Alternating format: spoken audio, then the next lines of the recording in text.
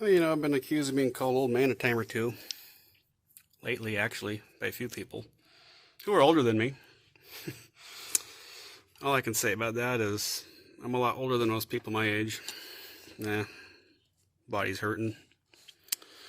But this is a different kind of an old school dual point ignition. These are actually conversion breaker plates they used to make. Very hard to find for the Ford FE distributors because they stopped making these in 1963, or this company did. Niehoff used to make some as well for various applications. There's a lot of these on eBay for old Buicks and Pontiacs and Chevys and whatever, but I was only able to find a few of these, and I bought a few of them. As you can show, here's the original breaker plate. This is a standard Ford single point breaker plate you'll find in any V8 distributor from the 60s or 70s. These things, in my opinion, are kind of a piece of crap. When the vacuum advance pulls on them, as you can see, this pivots. It's not rotating, so your dwell changes when your vacuum advance is pulling on it. That's not no good. First off, it changes your timing. Second, it changes the point gap, which you don't want because you just set it to a specific value. So what these are, instead of pivoting, they rotate, like what you would find in a V8 Chevrolet distributor from the 60s or 70s. Those rotated on a bearing like this also.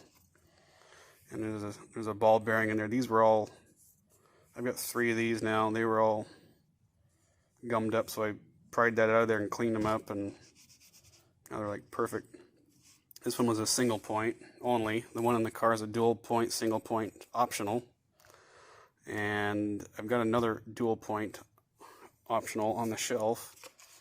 And these things are like Dyna-Flyte 707 is a single point. The 707 SD is single or dual.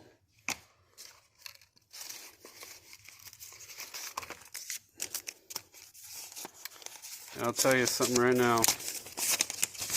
You'll never, ever buy something this simple with such detailed and on-point instructions ever again.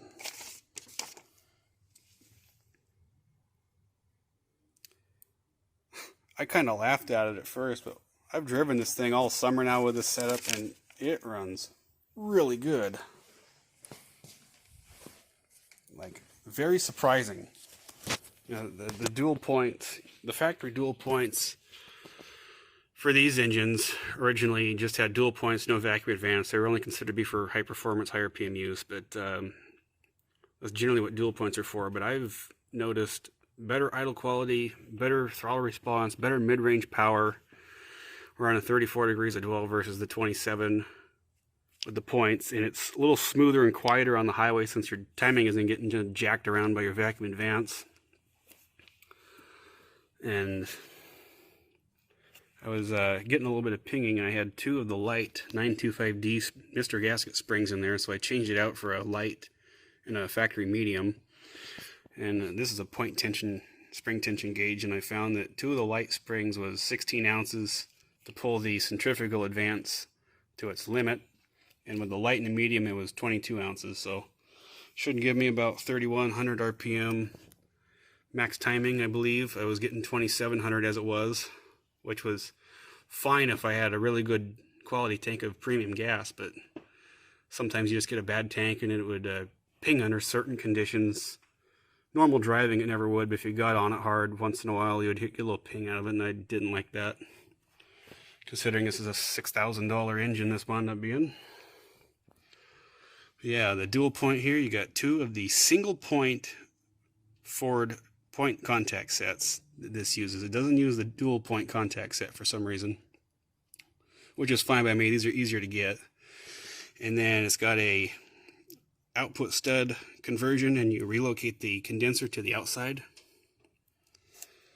And if you ran the single point, it would be the set of points there and the condenser there. You wouldn't use this. But being me, I wanted the most out of it I could. And that's just a standard Blue Streak coil, Blue Streak wires, Blue Streak cap. Nothing fancy here, and it idle all day long and scream to 5,000, 5,500. The original 352, the last time I drove it, it went to 6,000 and it didn't blow up with the stock crap in there. So people who hate on points, I haven't had anything to complain about. I haven't had to readjust these more than once since they were brand new, but that's typical. And they've always worked great for me. I've got a Petronix billet flamethrower 2 distributor sitting on the shelf because it was a poorest starting piece of crap I ever paid $300 for. And then that was for this car behind me. And then the very first one was in a cell, and it was an excellent starting and running distributor, except the centrifugal advance was set up for clockwise rotation, and the Ford spins counterclockwise. And Holly had bought out a cell, so there was nothing we could do with that. So we bought the Petronix. It wound up being a lackluster piece of crap. So we bought this Summit Racing billet ready to run distributor, which is the same thing as an MSD, and it runs excellent with the same plugs, wires, the same Petronix coil, and the same power source. We eliminated the resistor wire in that car. So I've become very gun shy of buying or spending a lot of money on aftermarket crap that's not needed. This here will drive you to hell and back reliably, and if something does go wrong, you can fix it right here.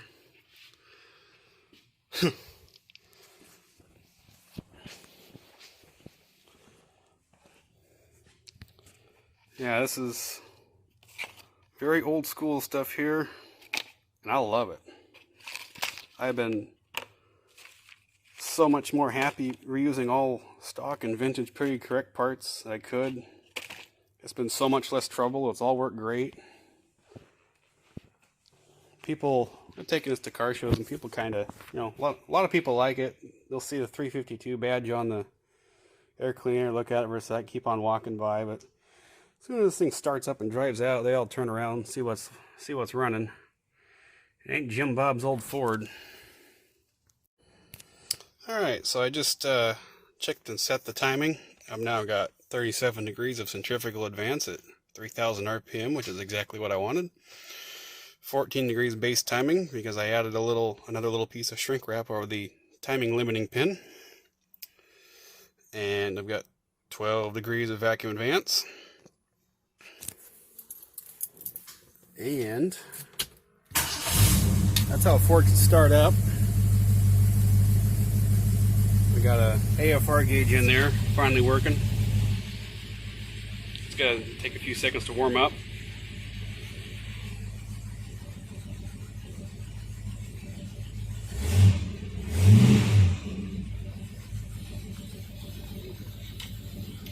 We got some carb tuning to do next. I need to reduce the size of the power valve channel restrictors.